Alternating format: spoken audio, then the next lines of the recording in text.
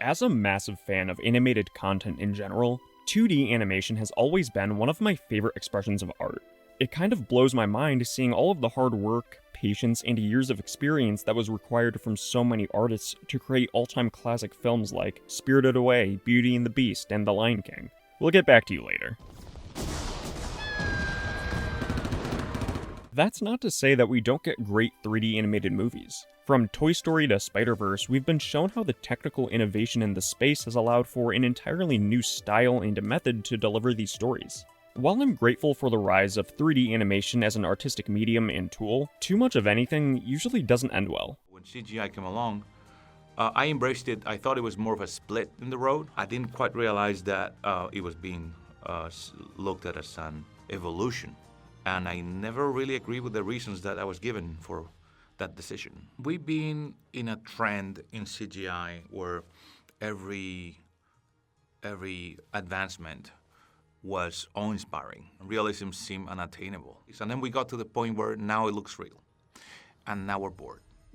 This video isn't named The Death of 2D Animated Movies as if it's necessarily inferior to 3D. It's named that because it feels like it's been straight up assassinated and replaced. When concerning film, at least. You see, 3D animation within the film space has largely taken over 2D, even though 2D offers its own completely separate visual style. It's this oversaturation of 3D content that, in my opinion, has caused many movies released nowadays to look shockingly similar and somewhat forgettable, probably due to certain technical limitations requiring studios to create what is more or less a uniform style for the sake of a manageable workflow. A quote from the director of The Wild Robot, Chris Sanders, explains what I mean pretty well.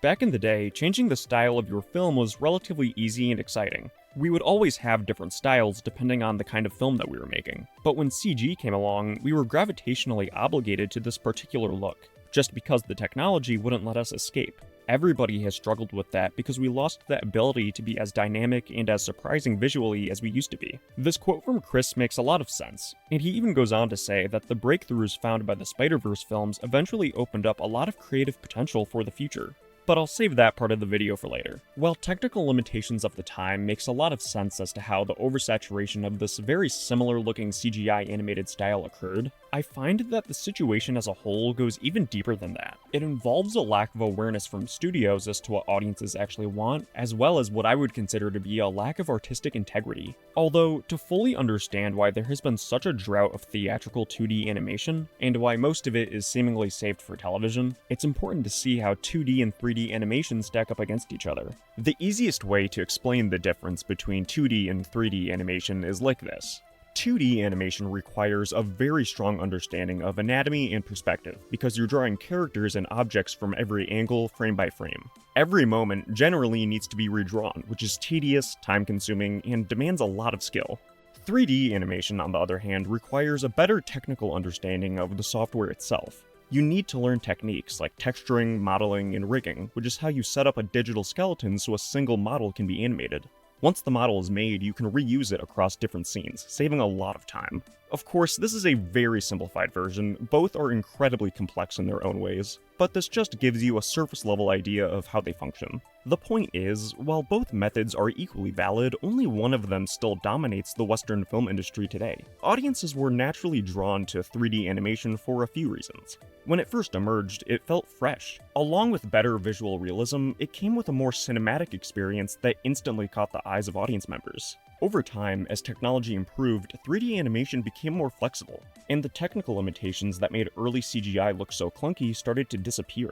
Studios quickly saw the benefits. Not only was 3D animation reusable and easier to scale, but it also opened up new possibilities, and in many cases, it even complemented the hand-drawn art. For an example of this, just look at the Iron Giant, a mostly 2D film that cleverly used CGI for the giant itself among other effects. While in some ways it might look a little dated when compared to the technology of today, it blended beautifully and enhanced the storytelling without compromising the hand-drawn aesthetic. But even after this, somewhere along the way, 2D animation started being pushed out even more, largely during the 2010s. Not because it necessarily lost value, but because it just didn't fit the evolving production pipeline.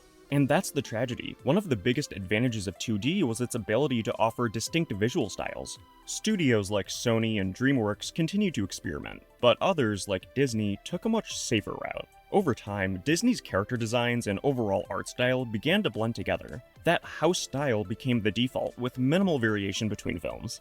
Now, this doesn't mean the movies are bad, but it does mean that the artistic freedom got sacrificed. Artists weren't given the appropriate space to explore different aesthetics that might have better suited the story. And when everything looks the same, it becomes harder for individual projects to stand out, no matter how well written they are. And honestly, I get the appeal from a studio's perspective. CGI allows for flashy effects, smoother camera work, and it fits right into the blockbuster model. But when we look at Disney's live-action remakes, the downsides of this obsession with realism become painfully clear. Take the Lion King remake, for example. Look, I like Jon Favreau, Iron Man 1 still holds up, but I really don't know what he was thinking here. The push for hyper-realism stripped away everything that made the original special. The bright colors, the expressive characters, the stylized world, all of that was flattened into something lifeless. What was once a beautiful, vibrant reimagining of nature and wildlife in Africa became a gray, overly literal nature documentary with musical numbers that don't really make any sense given the shift in tone. Instead of enhancing the things that people loved about the original, they tried to outdo it with new technology. And in the process, they lost the soul of the film, an unfortunate outcome that plagues most to all of the live-action remakes. But now that we've talked about what happened to 2D animation, the real question is, can it come back? And honestly, I don't think we're ever going to see a full return to the Disney Renaissance era anytime soon. But that doesn't mean hand-drawn artwork is dead. In fact, I'd argue it's more important now than ever. Take Klaus, for example. That movie blew me away. The way it uses light and shadow to create a 3D look in a fully 2D film is just incredible. It's a style I could absolutely see more artists adopting. Not because it mimics 3D, but because it shows how much can still be done within the traditional hand-drawn medium. Studios like Studio Ghibli continue to prove that hand-drawn animation isn't just viable, it's timeless. Even in the world of CGI, we're seeing more and more projects that blend 2D elements back in. Spider-Verse obviously led the charge, but Mitchell's vs. the Machines and TMNT Mutant Mayhem also used hand-drawn techniques and 2D effects to give their movies that raw, stylized comic book look. So while I don't think 2D will ever fully reclaim the spotlight in mainstream Western cinema, I do believe it will always have a home as long as we, the artists, keep it alive. If you're an artist, don't let current trends tell you what's worth pursuing. If you love drawing, draw. If you love hand-drawn animation, stick with it. The beauty of art is that the rules are always changing. And who knows, your style, no matter how niche it is, might be the one that inspires the next generation.